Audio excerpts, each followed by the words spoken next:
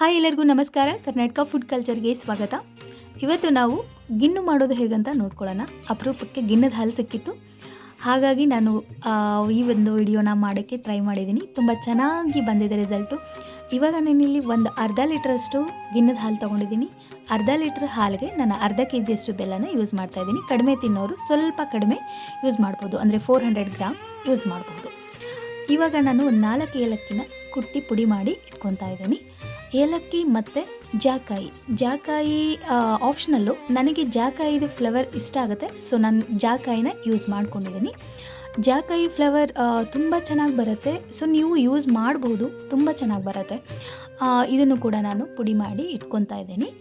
ಹೇಳ್ದಂಗೆ ಅರ್ಧ ಲೀಟ್ರ್ ಹಾಲಿಗೆ ಅರ್ಧ kg ಬೆಲ್ಲನ ಜಜ್ಜಿ ಪುಡಿ ಮಾಡಿ ಇಟ್ಕೊಂಡಿದ್ದೀನಿ. ಅದನ್ನು ಹಾಕಿ ಮಿಕ್ಸ್ ಮಾಡ್ಕೊಳ್ಬೇಕು. ಚೆನ್ನಾಗಿ ಬೆಲ್ಲನ ಇಲ್ಲೇ ಕರಗಿಸ್ಬೇಕು. ಕರಗೋವರೆಗೂ ಕೈ ಆಡಿಸ್ತಾನೆ ಇರಬೇಕು. ನೀವು ಕೈಯಿಂದ ಬೇಕಾದರೂ ಮಾಡ್ಕೊಳ್ಬಹುದು. ನಾನಿಲ್ಲಿ ಸ್ಪೂನಿಂದನೇ ಮಾಡಿದ್ದೀನಿ.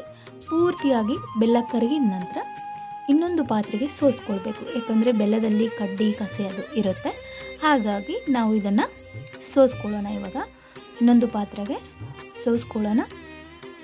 ಸ್ವಲ್ಪ ಪುಡಿ ಬೆಲ್ಲನೂ ಇರುತ್ತೆ ಕರಗದೇ ಇರೋದು, ಅದನ್ನು ಕೂಡ ತೆಗೆದುಬಿಡೋಣ. ಈಗ ಈ ಹಾಲನ್ನು ಬೇರೆ ಪಾತ್ರೆಗೆ ವರ್ಗಾವಣಿಸ್ಕೊಂಡು ಇದಕ್ಕೆ ಜಜ್ಜಿ ಇಟ್ಟಿರೋ ಏಲಕ್ಕಿ ಮತ್ತು ಜಾಕಾಯಿ ಪೌಡರನ್ನು ಹಾಕ್ಕೊಂಡು ಮಿಕ್ಸ್ ಮಾಡ್ಕೋತಾ ಇದ್ದೀನಿ. ಮಿಕ್ಸ್ ಮಾಡಿಕೊಂಡು ಇದಕ್ಕೆ ಮೇಲ್ಗಡೆ ಸ್ವಲ್ಪ ನೆನೆಸಿಟ್ಟಿರೋ ಬಾದಾಮಿಯನ್ನು ಈ ಥರ ಹೆಚ್ಚಿಟ್ಕೊಂಡಿದ್ದೆ, ಅದನ್ನು ಮೇಲ್ಗಡೆ ಹಾಕ್ಕೊಂಡಿದ್ದೀನಿ. ಇದು ಆಪ್ಷನಲ್, ನಾನು ಚೆನ್ನಾಗಿ ಕಾಣಲಿ ಅಂತ ಅಷ್ಟೇ ಹಾಕ್ಕೊಂಡಿರೋದು. ಇವಾಗ ಕುಕ್ಕರ್ಗೆ ಒಂದು ಇಂಚಷ್ಟು ನೀರು ಹಾಕಬೇಕು. 1 ಇಂಚಷ್ಟು ನೀರು ಹಾಕಿದರೆ ಸಾಕು, ಇಲ್ಲಾಂದರೆ ಪಾತ್ರೆ ಒಳಗಡೆ ಹೋಗೋ ಚಾನ್ಸಸ್ ಇರುತ್ತೆ ನೀರು. ಸೊ ಹಾಕಿ ಅದನ್ನು ಮುಚ್ಚಿಬಿಟ್ಟು 1 ವಿಸಲ್ ಮಾತ್ರ ಕೂಗಿಸ್ಬೇಕು. Slow ಆಗಿಡಬೇಕು gas ಸ್ಟವ್ನ. 1 ವಿಸಲ್ಲು ಕೂಗಿದ ನಂತರ ಅದನ್ನು ಸ್ವಿಚ್ ಆಫ್ ಮಾಡಿಬಿಡ್ಬೇಕು ಗ್ಯಾಸ್ನ. ಇವಾಗ ನೋಡ್ತಾ ಇರ್ಬೋದು, ಆಗಿದ ಗಿಣ್ಣ ಚೆನ್ನಾಗಿ ಬಂದಿದೆ, ತುಂಬ ಚೆನ್ನಾಗಿ ಬಂದಿದೆ, ಟೈಟಾಗಿ ಬಂದಿದೆ. ಇದು ಮೊದಲನೇ ದಿನದ ಹಾಲು, ಗಿಣ್ಣದ ಹಾಲು, ಅಂದರೆ ಆಕಳ ಕರು ಹಾಕಿದ ಮೊದಲನೇ ದಿನದ ಹಾಲನ್ನು ಈ ಥರ ಆಗುತ್ತೆ. ಇಲ್ಲ ಅಂದರೆ ಮೊದಲನೇ ದಿನದ ಹಾಲು ತಗೊಳ್ಳದೇ ಇದ್ದರೆ ಈ ಥರ ಗಿಣ್ಣ ಬರಲ್ಲ. ಇದು ಮೊದಲನೇ ದಿನದ ಹಾಲಾಗಿರೋದ್ರಿಂದ ಇಷ್ಟು ಟೈಟಾಗಿ ಇಷ್ಟು ಗಟ್ಟಿಯಾಗಿ ಬಂದಿದೆ, ತುಂಬ ಚೆನ್ನಾಗಿ ಬರುತ್ತೆ.